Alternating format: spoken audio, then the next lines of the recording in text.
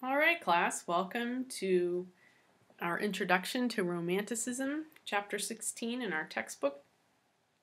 Right off the bat, we see a romantic painting, and this painting suggests two forces dear to the hearts of romantics: the natural world and the world of dreams. So we have nature, the creator and destroyer of all things human, surrounding a dreamer lost in lonely contemplation. Note how the tree on the left is squarely centered within the window on the left of the ruins, as if an altar has been made in honor of nature. In Chapter 19, we will meet Robert Schumann and his composition Dreaming, which captures this dream world in music.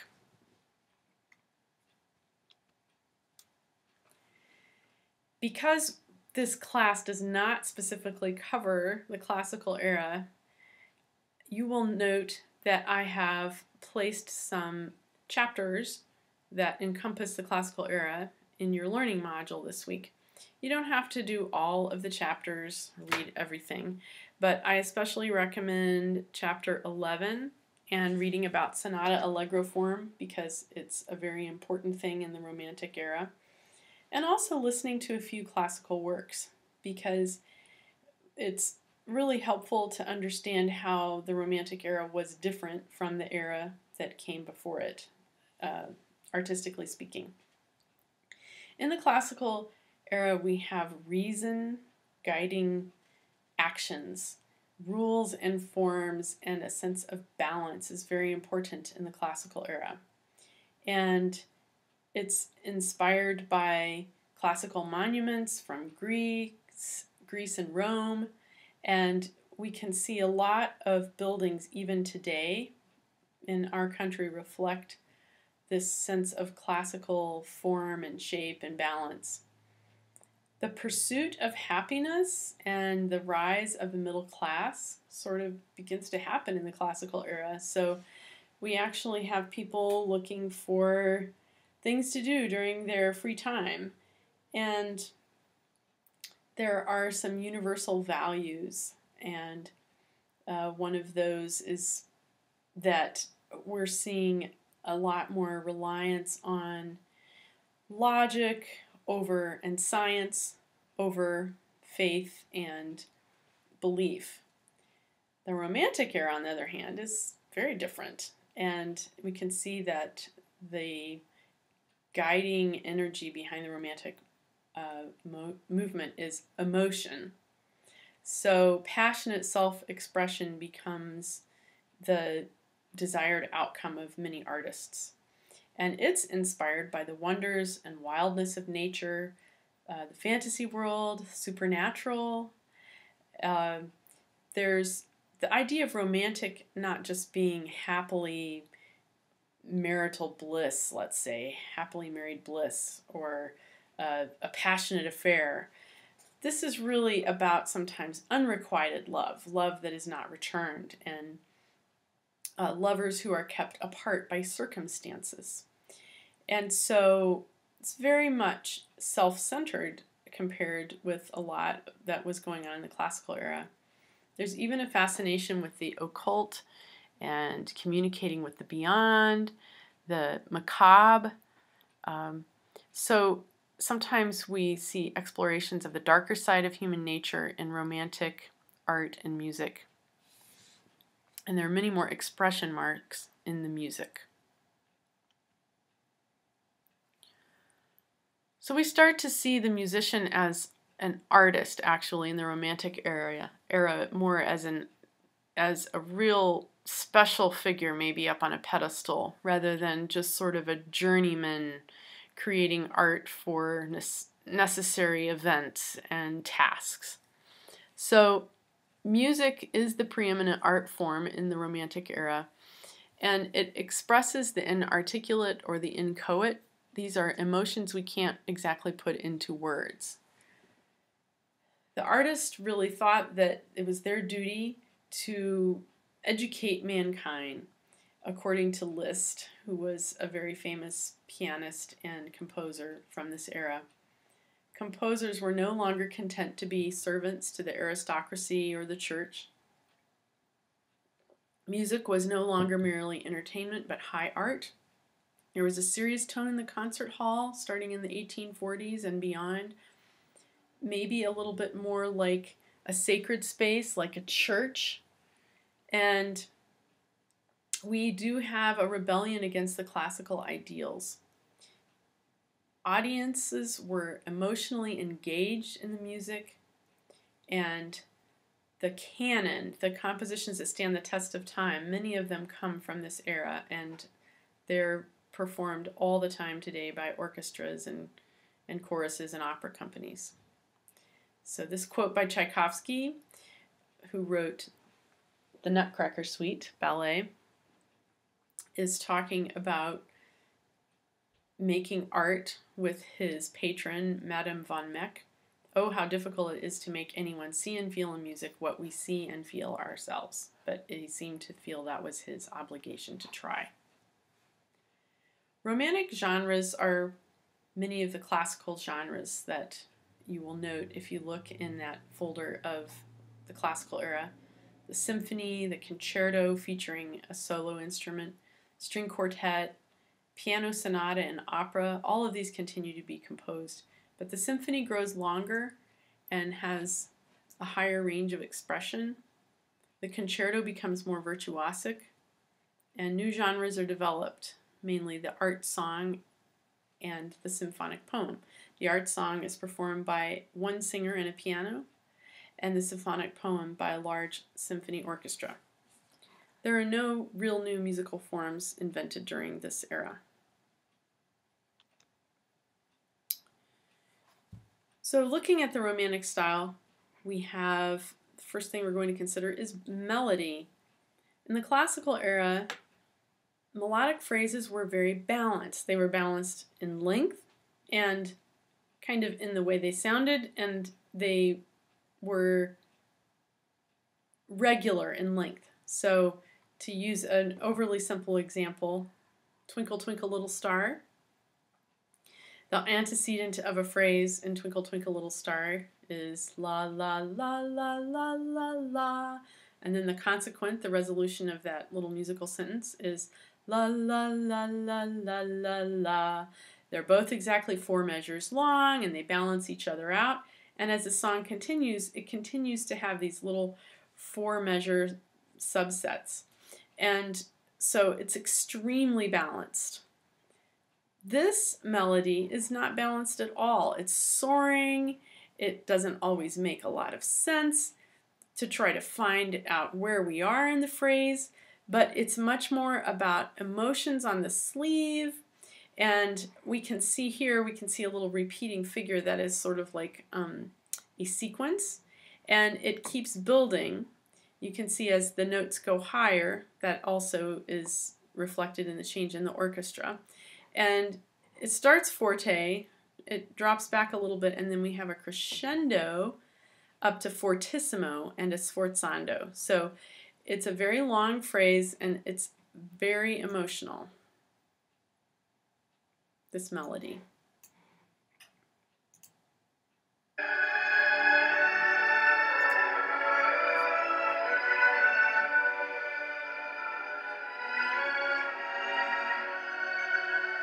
Even the way the string players are milking that melody. Now they have a decrescendo and a big build up to the fortissimo.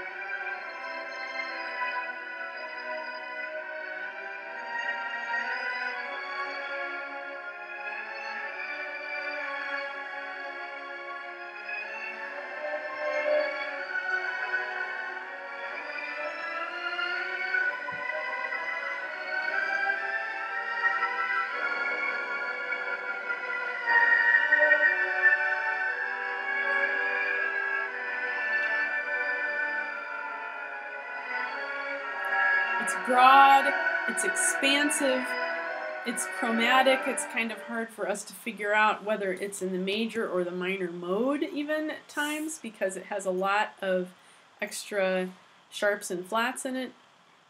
And so we can really see here a big change in what a melody is like between Romantic and classical music. Romantic harmony has much more color, which contributes to the emotional intensity of the music. So you can see here we have a piece that's in 3 flats, but we have naturals and sharps coming in. And almost every chord, except the first one and the last, has got some extra accidentals in it, which makes it more chromatic sounding.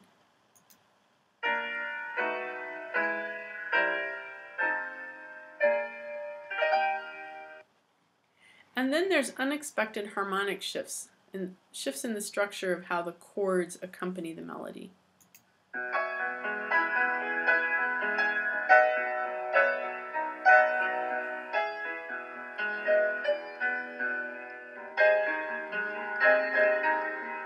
So we just changed from 4 sharps abruptly to 4 flats. And this was, I believe, the sense of longing through prolonged dissonance.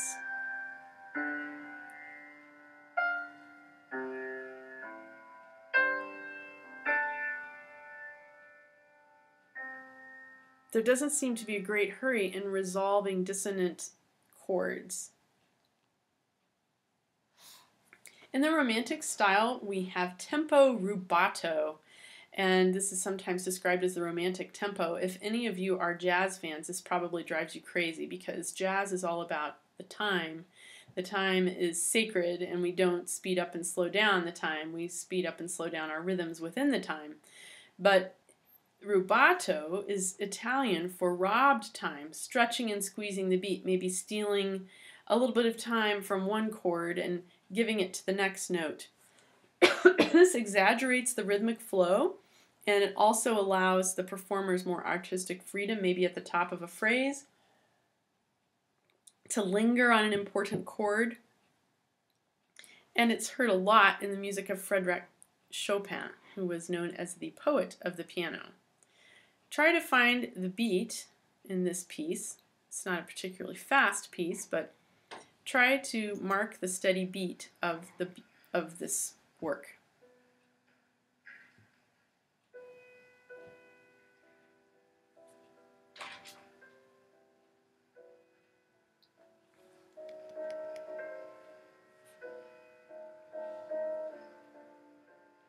It's almost as if the pianist begins to speed up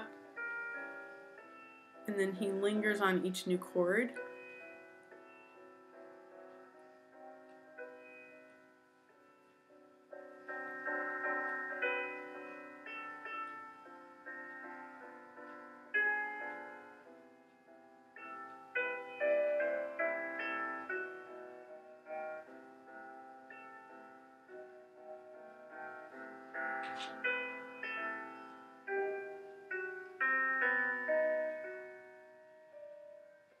Big tempo rubato moment, and then moving forward again. So it's very difficult to have a steady beat. This would not be good music to dance to, for instance. All right. We return to this painting that we saw earlier, and we can see that in the Romantic style, bigger is better. We have a greater length in a lot of music. So Mozart's symphony might be 20 or 25 minutes long, but in Mahler we have a symphony that is 90 minutes long. So you can see that's a lot longer. This work that you can see again on this slide is by Caspar David Friedrich, and the vines even overgrowing the ruins of this medieval church suggest the slow yet inevitable passing of the ages. And I guess it's supposed to represent maybe also it was a huge monastery or church that is now just seen, its bones are just seen. But the extreme dynamic levels of the music, we even have as many as 4 pianos, meaning the composer wants the musicians to play or sing as softly as possible, to 4 Fs, fortissimo, I guess, as opposed to the classical outer limits of the range of pianissimo and fortissimo. There's more instruments, and the sections are larger also. Each section of the orchestra grows. So you can see in this performance here, depicted at Covent Garden Theatre in England, London, England. This is a performance of 1846. The conductor is standing toward the middle of the group right here, is actually surrounded by the group with the baton in hand. The strings are on his right, and the woodwinds, brass, and percussion to his left. It was typical in this period to place all or part of the orchestra on risers, which allowed the sound to project more fully. Also, don't even try to find a woman in this orchestra, because at the time, women were not allowed in professional orchestras. It was rare and becoming a little more prevalent to have a woman soloist, perhaps, with a group, and an outstanding violinist or pianist, but certainly not in a professional orchestra. There were technological advances that led to the modern symphony orchestra. Now we have different parts of the orchestra that can play in tune together better because of improved key systems and valve systems. And this was due to the effects of the Industrial Revolution. We have things that can be machined more efficiently, and these improved instruments. The flute is now made from silver instead of wood and has a new fingering mechanism that increases the technical abilities of the instrument. The trumpet and French horn have valves now, which improve the ease and ability of playing more notes, maybe all the notes in a scale rather than just some of them, and improved intonation between sections of the orchestra. So you can imagine that the different combinations of all of these different instruments can create more tone colors, more timbres. We have the piccolo, the trombone, tuba, cornet, English horn, contrabassoon, harp added to the orchestra, sometimes all at once. So let's look back a little bit at Mozart's symphony in G minor and listen to how few, relatively speaking, winds we have, and even no percussion.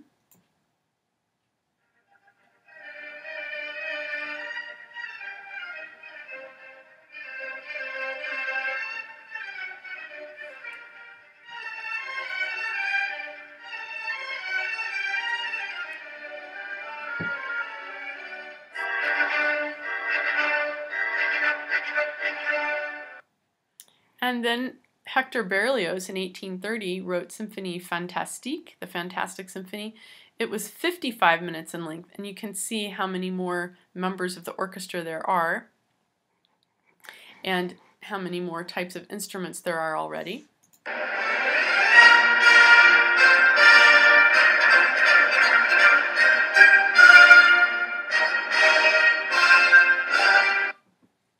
So the orchestra has more than doubled in size at this point. And then Mahler, toward the end of the Romantic era in 1889, wrote his first symphony. And it takes about 130 players and 90 minutes to perform. Oh, please do let me play this. I don't know why it won't let me. There we go.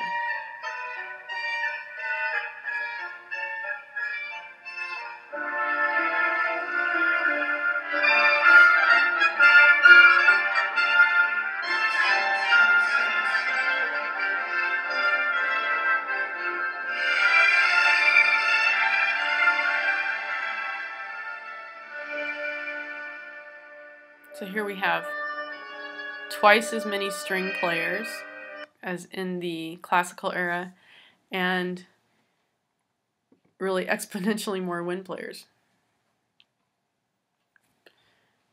Here's a close-up of a conductor, and we can see that the conductor is using actually a rolled-up sheaf of papers for a baton in this case. And This really was the golden age for the construction of large concert halls.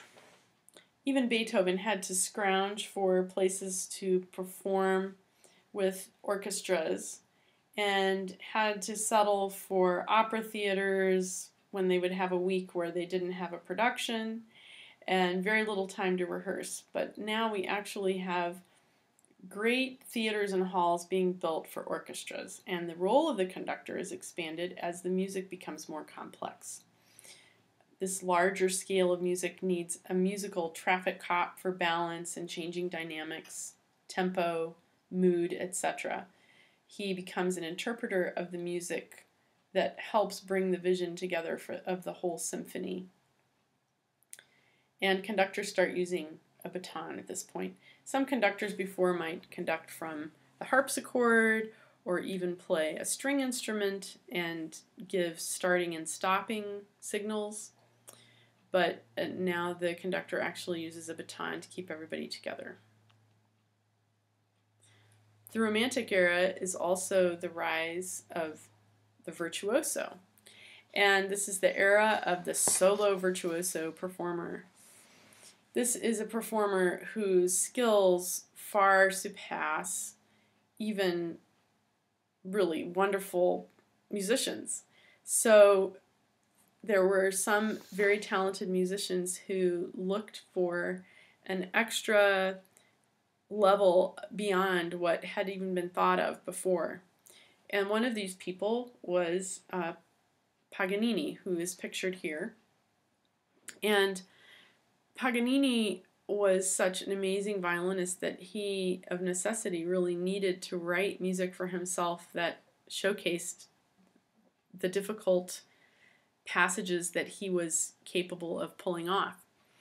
And in his day, Paganini was thought to be both a daredevil and a devil, that only a deal with Satan could account for his extraordinary violin-playing powers.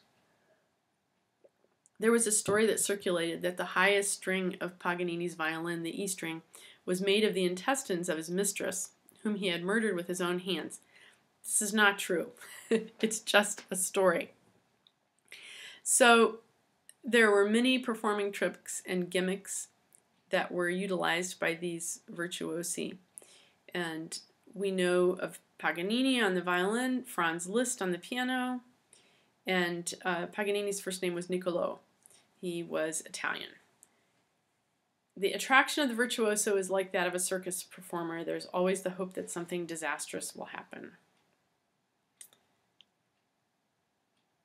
So this brings us to the end of chapter 16, and you can see here in this artwork we have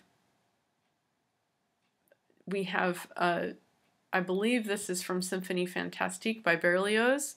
We have the Witch's Sabbath, and we have the witches dancing around the tree. You can see a witch riding a broom, and you can see all kinds of gargoyle-type creatures with violins and instruments.